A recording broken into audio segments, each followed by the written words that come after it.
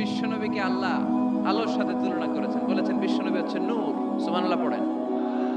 এই কিতাবকে আল্লাহ, কোরআনকে আলোর সাথে তুলনা করেছেন। আল্লাহ বলেছেন এই কোরআন হচ্ছে নূর। আবার এই কোরআন অন্ধকার থেকে মানুষকে কোন দিকে নেয়? আলোর দিকে নেয়। আলিফ লাম রা, কিতাবুন আনজালনাহু ইলাইকা লিতুখরিজান NASA Minaj যুলুমাতি ইলান। O Muhammad, my beloved last messenger, I've revealed this holy and sacred book unto you in order to lead the mankind out of darkness into the light. Light, কোরআন হচ্ছে একটা লাইট। আবার বিশ্বনবী বলছেন আল্লাহ আপনি আমার ডানে নূর দেন,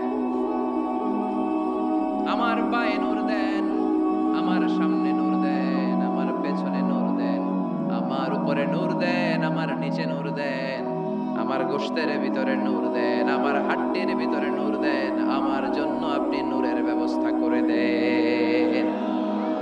নূর চাইতেন, আলো চাইতেন। আর কোরআন এমন কিতাব যেটা আপনাকে আলোর দিকে নিবে। সুবহানাল্লাহ পড়েন। চ্যানেলটিকে সাবস্ক্রাইব করে পাশে থাকা বেল বাটনটি অন করে দিন।